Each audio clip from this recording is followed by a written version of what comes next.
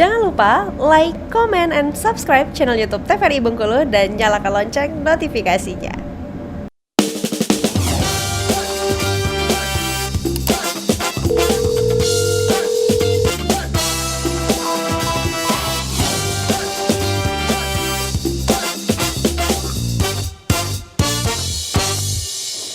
Ya pemirsa, kembali lagi tentunya di Dokter Kito bersama Kita Sehat. Tentunya masih membahas mengenai depresi pada pasien dengan penyakit kronik. Nah tadi sempat bertanya nih sama Dokter Putri ya, bagaimana nih mungkin hubungannya ketika kita berpikir yang terlalu jauh nih dok? Apakah memang itu dari pola asuh kita, tumbuh kembang, ataukah ini memang karena penyakit ini dok?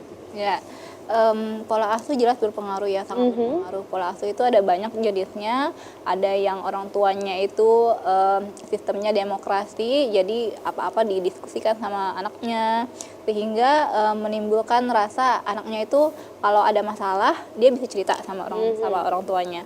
Kemudian kalau ada masalah dia merasa juga mampu untuk menghadapi masalah tersebut, merasa dipercaya untuk menghadapi masalah tersebut.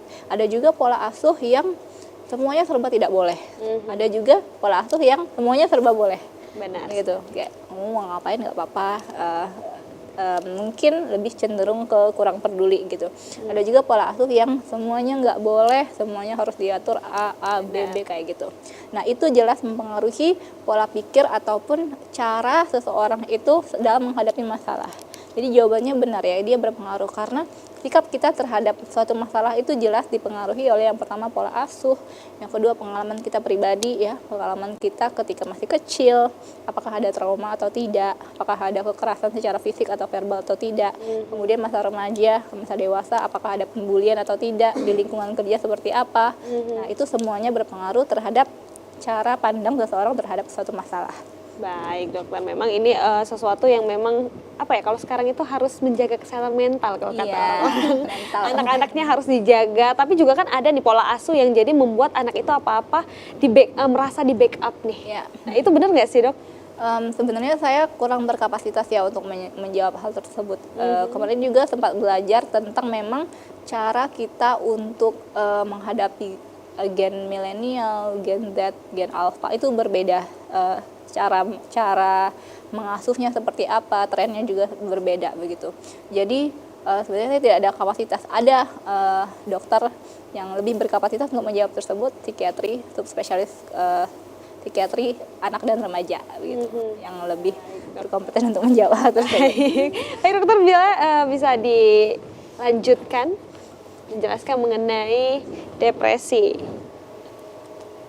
Oke, ini tadi ada sedikit gambar ya. Jadi ini gambarnya saya ambil orang yang sesudah dia stroke. Jadi dia itu mengalami stroke, didiagnosis stroke, kemudian mengalami depresi, post stroke depression. Jadi di dalam pikirannya itu ya, itu tadi ya, ada rasa tendensi untuk mengakhiri hidup, bunuh diri, ya, kemudian merasa gagal ketika diobati itu merasa gagal karena pengobatannya harus rutin dan sebagainya macamnya, dan itu akan memperburuk dari gejala depresi dari orang dengan penyakit kronik tersebut. Nah ini ya yang kita bilang tadi, sebenarnya jenis-jenis penyakit kronik itu seperti apa dok? Salah satunya ada kardiovaskular, ini contohnya penyakit jantung, stroke, hipertensi ya. Bahkan ada istilahnya namanya vascular depression, jadi depresi karena penyakit yang disebabkan oleh kelainan vaskular. Kemudian ada respiratori, ini adalah yang di paru-paru ya. Contohnya seperti penyakit asma, PPOK. PPOK itu penyakit ada obstruksi atau sumbatan di bagian parunya, dan juga nih ada TB ya, tuberkulosis, yang jelas harus mengkonsumsi obat dalam jangka waktu yang lama. Kemudian ada penyakit metabolik, contohnya seperti diabetes atau kencing manis. Terus ada obesitas, kegemukan ya, dan penyakit ginjal kronis. Ini juga sangat berisiko untuk terkena depresi karena harus mengikuti menjalankan pengobatan secara rutin. Kemudian muskuloskeletal, contohnya seperti artritis reumatoid ya, kalau nyeri-nyeri sendi, atau osteoporosis, orang-orang yang sering lututnya sakit, low back pain, nyeri di bagian punggung belakang, yang rasanya kok nggak sembuh-sembuh. Nah ini penyakit-penyakit kronik yang berisiko untuk terkena depresi gitu.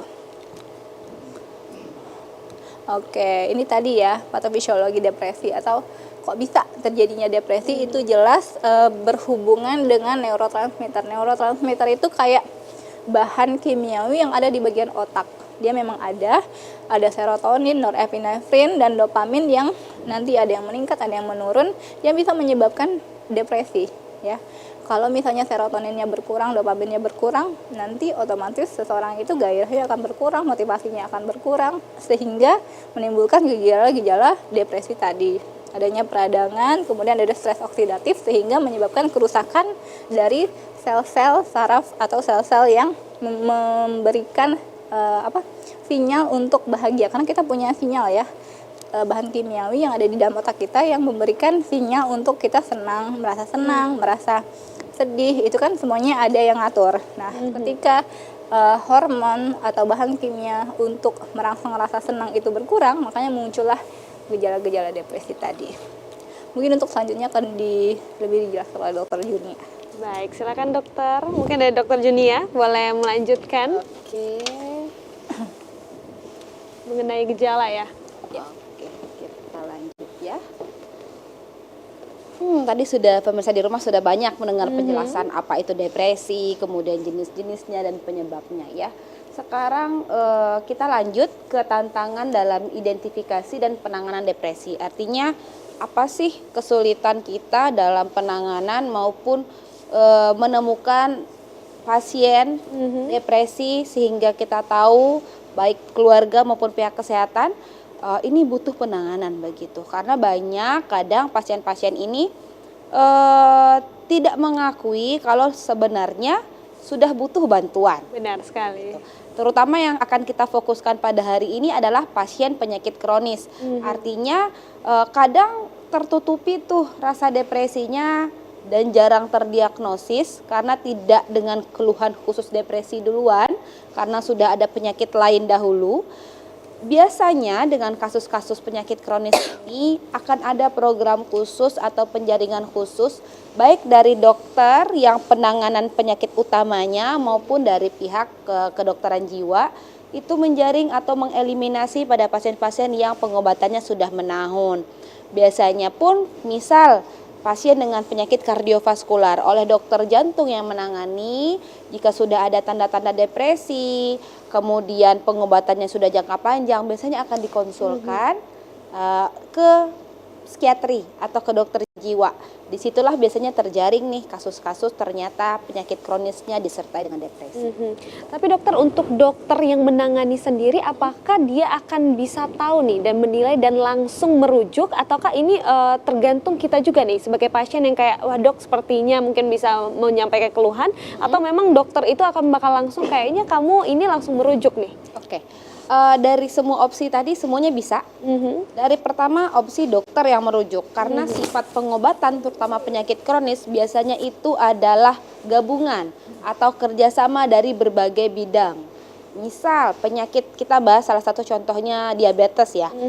Berarti oleh dokter penyakit dalam, kemudian kolaborasi dengan dokter. Biasanya sakit diabetes itu disertai juga dengan darah tinggi dan penyakit jantung lain kardiovaskular, kolaborasi lagi dengan dokter jantung. Kemudian dua penyakit ini berkomplikasi mengakibatkan stroke, kolaborasi lagi dengan dokter saraf. Nah, di saat kolaborasinya itu banyak, pasiennya itu sudah demotivasi, artinya kesehatan mentalnya menurun. Di antara ketiga dokter yang kolaborasi tadi boleh menyarankan untuk dikonsulkan ke dokter psikiatri. Basicnya semua dokter itu kan diawali dengan dokter umum, artinya mereka bisa memahami, mengetahui oh ini ada gejala depresi. Namun untuk penanganan lebih lanjutnya akan diserahkan ke spesialisasi yang terkait seperti itu. Yang kedua opsinya pasien yang mengetahui atau menyarankan. Karena dia merasa, dok saya udah nggak benar. Kadang ada yang merasa dirinya butuh bantuan, itu bisa. Yang opsi ketiga itu biasanya adalah dari pihak keluarga, terutama yang sudah ada keinginan ingin bunuh diri atau mengakhiri hidup. Nah biasanya di pasien yang penyakit kronis dia bukan langsung gantung diri atau gini, ada tapi jarang. Biasanya saya lelah dengan pengobatan, saya mau mati aja, nggak apa-apa biarlah sakit saya semakin parah, saya biar nggak apa-apa mati aja. Itu sudah termasuk ke hilang harapan, kemudian tanda-tanda gejala awal dari depresi ya. Baik. Oke. Nah, kenapa sulit diidentifikasi pasien-pasien dengan depresi? Pertama, stigma. Stigma itu orang merasa seseorang itu merasa kalau nanti saya terdiagnosis gangguan mental atau gangguan depresi, orang mengira saya tidak beriman, orang mengira saya sakit jiwa. Jadi lebih baik dipendam sendiri. Itu sebenarnya sangat salah karena tidak bisa dipungkiri stigma di masyarakat kita masih seperti itu ya. Oke.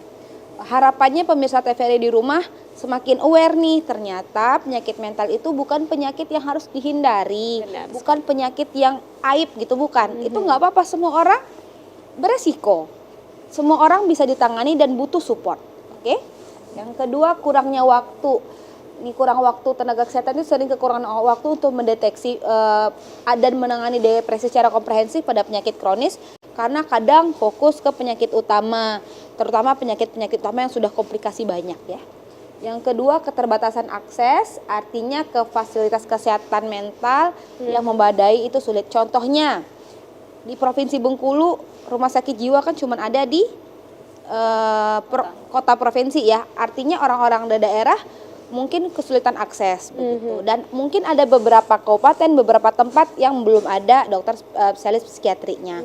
Itu salah satu keterbatasan akses. Yang kedua, kompleksitas, artinya dia sering tumpang tindih dengan diagnosa penyakit kronik lain begitu. Oke. Baik dokter. Nah kalau untuk depresi sendiri ini tadi sempat dokter katakan bahwa depresi itu ada yang pasiennya yang minta nih. Sebenarnya depresi itu bisa kita sadari atau tidak sih dok? Tapi tahan dulu, nanti kita akan kembali lagi setelah jeda berikut ini, tetap di Dokter Kita.